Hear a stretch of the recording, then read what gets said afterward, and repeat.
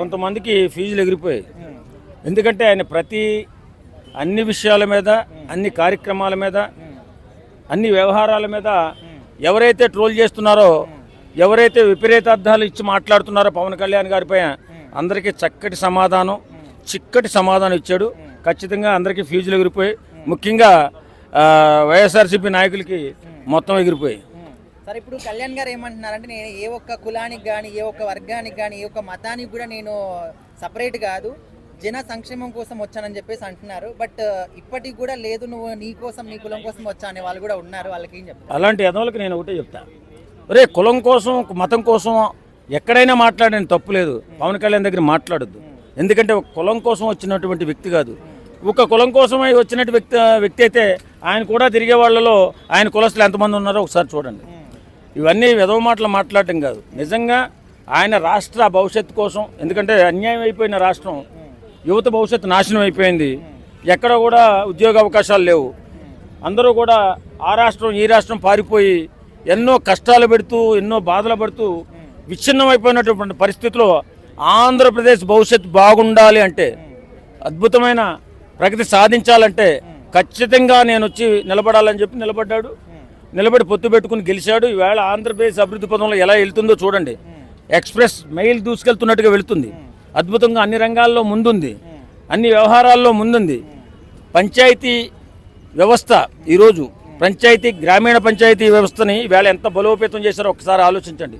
ప్రతి రోడ్డు కూడా చిన్న గల్లీ ఉన్న రోడ్లు వేస్తున్నారు.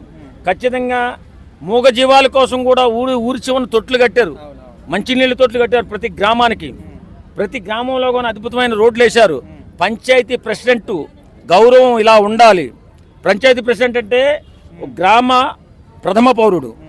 ఆ పౌరుడు గౌరవంగా బ్రతకాలి, గౌరవంగా ఉండాలని చెప్పి పంచాయతీ వ్యవస్థను బలోపేతం చేసి పంచాయతీ నిధులన్నీ ఆ పంచాయతీలకు వచ్చేలా చేసి వాళ్ళు శబాష్ పంచాయతీ అనే విధంగా పంచాయతీ వ్యవస్థను బలోపేతం చేయడమే కాకుండా కొండ కోణల్లో ఎక్కడో సుదూర ప్రాంతాల్లో అభివృద్ధికి ఆమడ దూరంలో ఉండేటటువంటి గురుపుత్రుల జీవితాలు బాగుండాలని, వారు కూడా మనతో సమానంగా బతకాలని, గౌరవంతో బతకాలని, వాళ్ళకి రోడ్డు రవాణా సౌకర్యం కల్పించడమే కాకుండా స్కూల్స్ కట్టించడం కానీ, కరెంటు వేయించడం కానీ, మంచినీటి సౌకర్యం కల్పించడం కానీ, అన్ని రంగాలలో ముందుకు తీసుకెళ్తూ వేళ ఆ ట్రైబల్స్ వారి జీవితాలు బాగుండాలని, వారి జీవితంలో వెలుగు తెచ్చినటువంటి మహానుభావుడు ఎవరైనా ఉన్నారంటే పవన్ కళ్యాణ్ గారు. సార్, ఇప్పుడు పవన్ కళ్యాణ్ గారి ఫ్యాన్స్ కానీ, జన సైనికులు కానీ ఆయన ఖచ్చితంగా సీఎం కావాలి ఫ్యూచర్లో ఆంధ్ర రాష్ట్రానికి అని చెప్పేసి కోరుకుంటున్నారు. బట్ ఆయన ఏమో అసలు నాకు సీఎం పదం మీద ఇంట్రెస్టే లేదు, జస్ట్ జనసేవ మాత్రమే కావాలంటున్నారు. మరి యాజ్ ఎ ఫ్యాన్ గా మీరేం చెప్తారు? సీఎం అవ్వాలంటారా కాదంటారా? ఖచ్చితంగా అతను అత్యున్నత పదవిలో ఉంటేనే దేశ భవిష్యత్తు అయినా రాష్ట్ర భవిష్యత్తు అయినా బాగుంటుంది. ఎవరో ఎటకరంగా చెప్పారు మొన్న ఇక్కడ కృష్ణకాంత్ పార్క్ కాడ ఆయన పీఎంగా చూడాలనుకుంటున్నాం అంటే చాలా ట్రోల్స్ వెళ్ళి ఎందుకు చూడకూడదా? ఇప్పుడు ఆర్థిక నేరస్తులు, దొంగలు, ముఠాకోర్లు, దగాకోర్లు రాష్ట్రాన్ని వెళ్తూ పెద్ద గొప్పలు అని చెప్పుకుంటున్నప్పుడు దేవుళ్ళ లాంటి పవన్ కళ్యాణ్ దేశానికి పరిపాలిస్తే తప్పే ఉందా? మాట్లాడే వ్యధులకు బుద్ధి ఉండాలా? సార్, మరి విజయ దళపతి గారు తమిళనాడు సీఎం గా గెలిచినప్పుడు కూడా చాలా మంది ట్రోల్ చేశారు, సింగిల్ గా రావడం నేర్చుకో అని చెప్పేసి. సో వాళ్ళకు కూడా ఏదో మాట అన్నట్టు అనిపించింది. ఆ సిగ్గులేని ఎదవలు అలా మాట్లాడుతుంటారు. నిజమే, అది ఎక్కడో పెళ్ళి అయితే వీళ్ళు ఆడవడు పడుతున్నారు. ఊళ్ళో పెళ్లికి కుక్కలు ఆడవడం అనేది సామెత. కానీ ఎక్కడో పక్క ఊళ్ళో పెళ్ళి అయితే ఇక్కడ కుక్కలు అరుస్తున్నాయి. అలా ఉంది. ఆ రోజు ఎలా మాట్లాడిందా? ఎంత అసహ్యంగా మాట్లాడుతుంది. సింగిల్గా రావాలండి, సింగిల్గా. మరి సింగిల్గా వచ్చాడు, మరి సింగిల్గా సీఎం అయ్యాడు అతను. ఇంకో 5 పార్టీలు కలుపుకున్నాడు. బుద్ధి లేదు, సిగ్గు లేదు. ఏదో రోజాకి ఏం మాట్లాడుతుందా? సంస్కారం ఉండాలి కదా. ఆయన అన్ని సుఖాలు వదిలిపెట్టుకుని రాజకీయాల్లోకి వచ్చి సేవ చేయాలని ముందుకెళ్తుంటే ఇష్టానుసారంగా మాట్లాడడం, ఏదో తక్కువ చేసి మాట్లాడడం, సన్నాస్థానంగా మాట్లాడడం, ఆ పార్టీ పరువు మొత్తం తీసేసింది ఈ రోజు.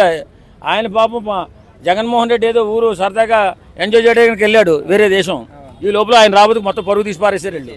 కాబట్టి నేనేమంటానంటే రాజకీయాలలో రాజకీయం మాట్లాడండి, సంస్కారంగా మాట్లాడండి.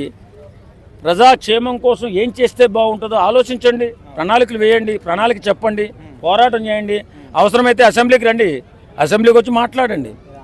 అసెంబ్లీకి రారు, ఏమి రాదు, తిక్క మాటలు తిక్క పనులు చేసుకుంటారు. రాష్ట్రాన్ని అన్నే గాలికి వదిలేసి పిచ్చివాళ్ళ తిరుగుతున్నారు రోడ్ల మీద వైఎస్సీపీ నాయకులు. వాళ్ళ పిచ్చితో వాళ్ళే పోతారు. ఆయన మాట్లాడింది 100% నిజం అండి. ఆయన ఎందుకు మాట్లాడాడు అంటే ఎవరో పక్క రాష్ట్రంలో గెలిచినప్పుడు ఆయన విమర్శించడం రైట్ కాదు. ఈయన గెలవలేకపోయాడు, ఈయన వల్ల కాలేదు, ఇవన్నీ కాదు. అంతకుముందు ఆయన ఇండివిజువల్గా నుంచినప్పుడు ఒక్కడేలా ఓటు అక్కడ అంతకుముందు దీనికి రీజన్ కూడా ఏంటంటే ఫస్ట్ చిరంజీవి గారు పార్టీ పెట్టారు. పార్టీ పెట్టినప్పుడు మెగా అభిమానులు అందరూ ఆయనకి సపోర్ట్ చేశారు. ఆయన వెళ్ళి విలీనం చేసేసరికి పవన్ కళ్యాణ్ గారు తర్వాత పెట్టారు. ఆ డ్రాబ్యాక్ అనేది మన వాళ్ళు మర్చిపోతున్నారు. సో ఆయన పార్టీ పెట్టిన తర్వాత మళ్ళీ ఆ ఫస్ట్ సంవత్సరం నుంచి ఉంటాడా, మళ్ళీ ఈయన కూడా విలీనం చేస్తారని ఒక డౌట్లో ఉన్నారు. కానీ ఆయన నిలబడి పోరాడి ఇప్పుడు ఉప ముఖ్యమంత్రి అయినప్పుడు ఇప్పుడు కూడా ఆయన విమర్శిస్తున్నారంటే ఏమన్నా బుద్ధి ఉందా? ఆయన ఏం సంపాదించుకుంటున్నాడు? సినిమాలన్నీ వదులుకొని ఆయనకు వచ్చే డబ్బు అంతా పక్కన పెట్టుకొని మిగతా హీరోలాగా ఆయన కూడా సంపాదించుకోవచ్చు కదా. అన్నీ వదులుకొని వెళ్ళి పాలిటిక్స్లోకి వెళ్ళి రోడ్లు వేయించడం, గిరిజనులతో తిరగటం, మళ్ళీ కులస్తులతో తిరగటం, అంత ఫ్యాన్స్ ఏర్పరచుకుంటే ఆయన ఇంకా విమర్శిస్తున్నారు. ఆ పార్టీ కోసమే కదా ఆయన కష్టపడుతుంది. ఆయన కనీసం జగన్మోహన్ రెడ్డి గారిని ఎవరిని ఆయన వ్యతిరేకించట్లా.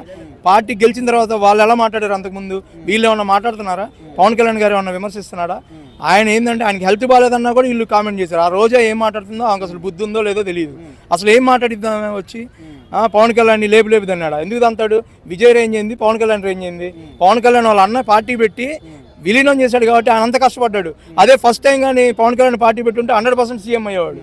సో చాలా మంది పవన్ కళ్యాణ్ గారు ఒక వర్గానికి, ఒక కాస్ట్ కి మాత్రమే సపోర్ట్ చేస్తారనే విధంగా అంటూ ఉంటారు. బట్ ఆయన మాత్రం నేను ఏ కాస్ట్ కి ఒక అంటే పరిమితం కాదు, జనాల కోసం వచ్చాను అంటున్నారు. సో మీరు ఎవరి మాటకి సపోర్ట్ చేస్తారు? అన్న నిజంగా చెప్పాలంటే ఇప్పుడు నేను కాపన్నా, నా కులం పవన్ కళ్యాణ్. కానీ నేను మొన్న ఎలక్షన్స్ లో జగన్ కేసే ఓటు. కాపులు సగానికి సగం మంది వెళ్ళి జగన్ కేసారు ఓట్లు. సో మేము కూడా పోయినసారి ఆయనకి న్యాయం చేయాల. ఈసారి ఖచ్చితంగా కాపు అనేవాడు ప్రతి ఒక్కడు రిబ్బన్ కట్టుకొని మరి ఆయనకు ఓటేస్తాం. అది కన్ఫామ్ అవుతాం. ఎందుకంటే మాకు చాలా చాలా ఇబ్బందులు పెట్టారు. సో అవన్నీ ఇప్పుడు మమ్మల్ని ఎవరు ఆయన పట్టించుకోవట్లా, మమ్మల్ని టార్గెట్ చేయట్లా. మేము అటేసామన్నా కూడా ఆయన పట్టించుకోవట్లా. రాండమ్మా ఇటు ఉండండి, పని చేయండి అని కూడా అడగట్లా. నాది బాగుంటే నేను వర్క్ బాగా చేస్తున్నానంటే మీరు రాండి అంటున్నాడు.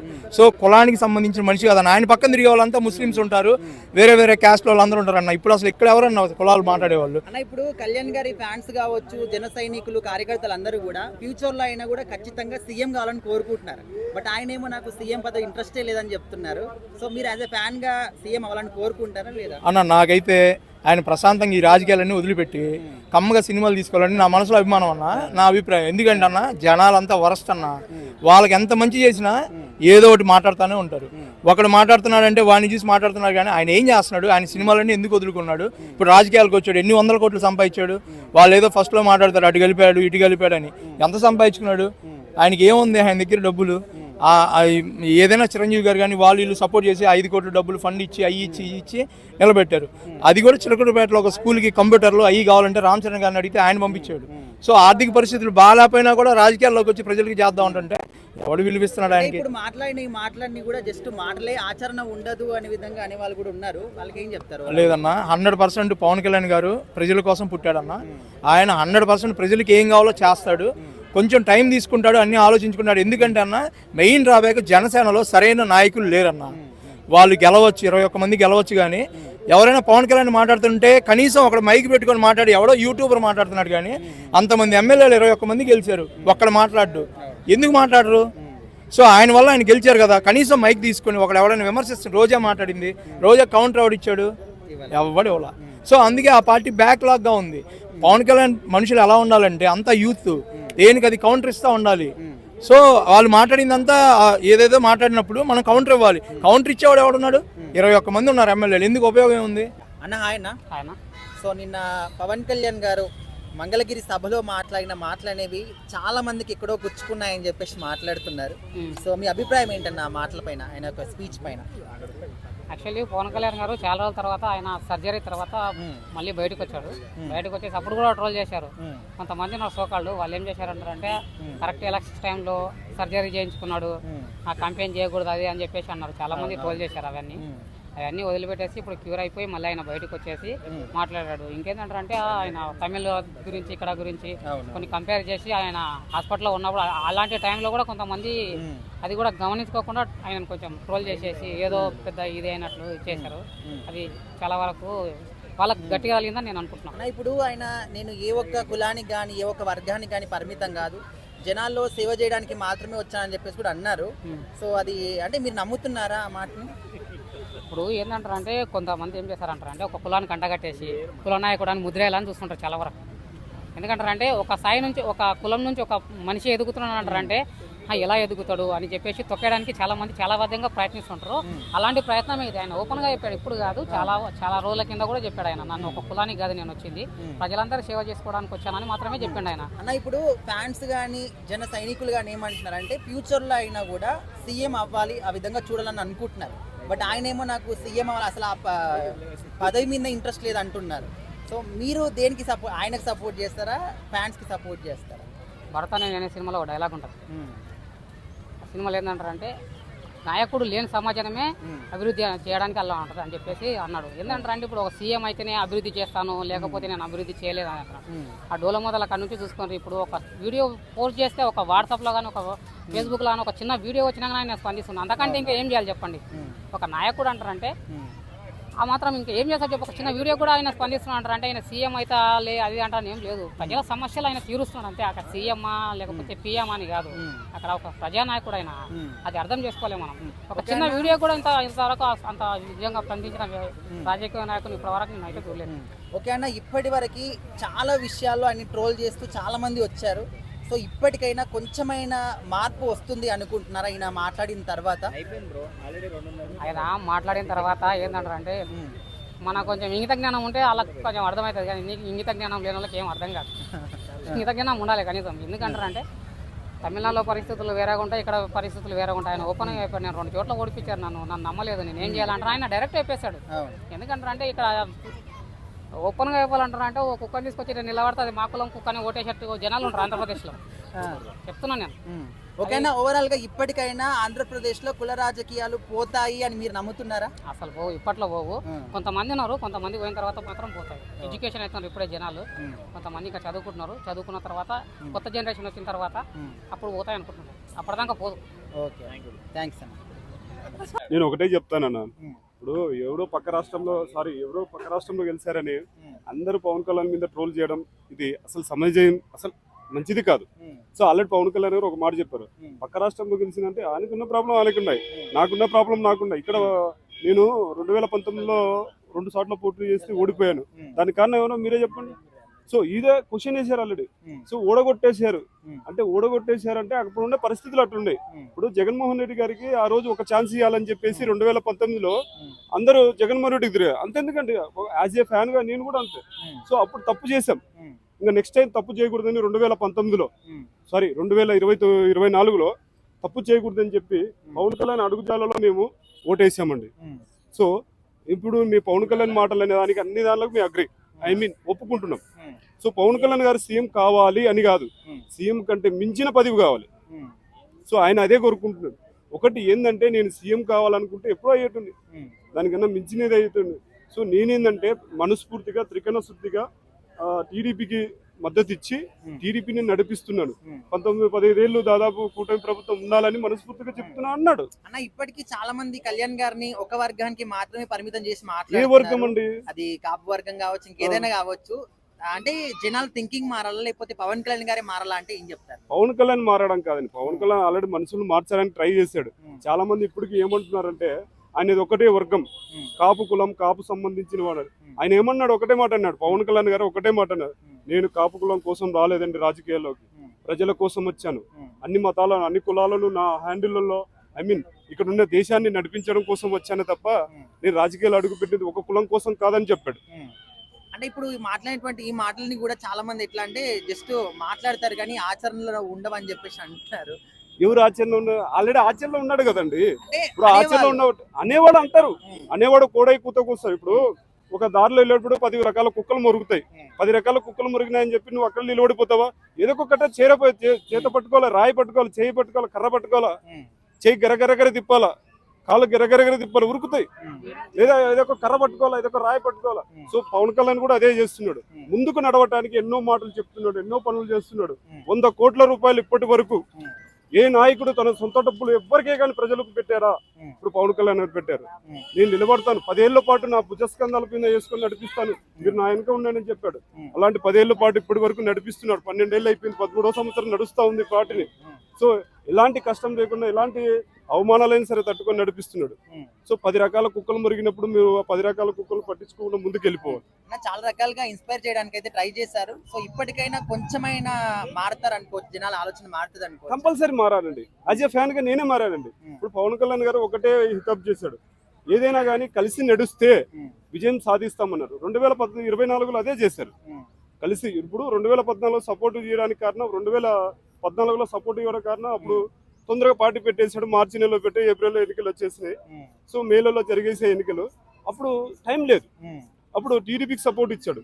తర్వాత 2019లో తెగించి 2018లో డిసైడ్ అయ్యి 2019లో ఎన్నికలకు పోటీకి దిగాడు. దిగిన తర్వాత ఏం చేశాడు, తన 2 సార్లు పోటీ చేసి మిగతా 160, 170 దాదాపు అప్పుడున్న 175 సీట్లు కానీ 160 సీట్లకు పోటీ చేయించాడు. సో కొన్ని కలుపుకొని వెళ్ళాడు, కొన్ని పార్టీలను కలుపుకొని వెళ్ళాడు. కానీ 2 సార్లు ఓడిపోయాడు, ఒక్క సీటు మాత్రం గెలిచాడు. కారణం ఏంటి? మిగతా జగన్మోహన్ రెడ్డి అనే అతను 64 సీట్లతో ఆల్రెడీ 2014లో వచ్చిన సీట్లు ఇప్పుడు ఒక ఛాన్స్ ఇద్దాం అని ఆంధ్రప్రదేశ్లో డిసైడ్ అయ్యారు. అక్కడ మెయిన్ రీజన్ వచ్చింది. పవన్ కళ్యాణ్కి వేయడం ఏం వస్తుంది, అతనికి ఏం తెలుసు రాజకీయం అని చెప్పేసి 2019లో వేయలేదు. యాజ్ ఏ ఫ్యాన్ గా నేను కూడా అదే ఒప్పుకుంటున్నాను. సో ఇప్పుడు మాత్రం పవన్ కళ్యాణ్ వదిలేదు లేదండి. అతను సీఎం అవుతాడో, దాని తర్వాత ఇంకొకటి అవుతాడో, పీఎం అవుతాడో, out of question. Pawan Kalyan ఏం చెప్తే చేస్తామండి. మనస్ఫూర్తిగా త్రికరణ శుద్ధిగా ఆయన ఎంత సపోర్ట్ ఇచ్చాడో అదే త్రికరణ శుద్ధిగా మేము చెప్తున్నామండి.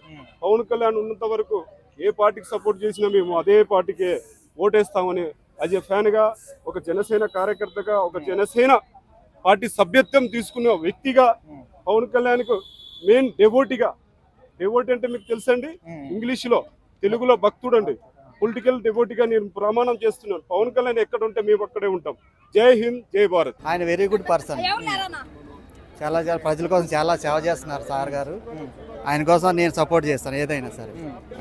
సో ఇప్పటివరకు చాలా అభివృద్ధి పనులు చేశారు ఆంధ్రాలో అంటున్నారు. మీరు చూసారా ఎక్కడైనా? అంటే దాన్ని మీరు సపోర్ట్ చేస్తారా, చేయరా? చాలా మంది అది ప్రజలకు తెలుసు ఆయన ఏం చేస్తున్నాడు అన్నది, ఆ ప్రజలకే తెలుసు.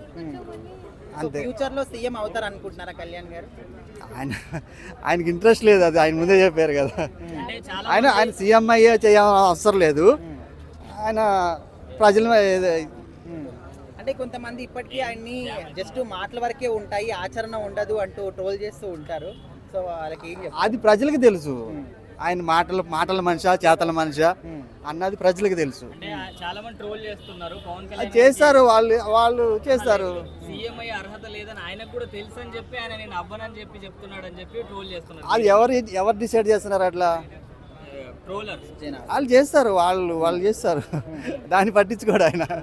అన్న ఇంకొకటి, మొన్న తమిళనాడులో విజయ్ గారు గెలిచినప్పుడు చాలా మంది ఈయన ట్రోల్ చేశారు. సో ఆ విధంగా ట్రోల్ చేయడం కరెక్ట్ అంటారా? అక్కడ ఆయన గెలిస్తే ఈయన ట్రోల్ చేయడం అది రాంగ్ కదా. అది తమిళనాడు, ఇది మన ఆంధ్రప్రదేశ్. ఎవరు టాలెంట్ వాళ్ళకు ఉంటుంది. ఓకేనా? ఓవరాల్ గా కళ్యాణ్ గారి గురించి ఒక్క మాటలో చెప్పాలంటే ఏం చెప్తారు? ఆయన వెరీ గుడ్ పర్సన్. ఆయన సింహం, ఆయన తెలుసు. అది సింహం, అది సింగిల్గానే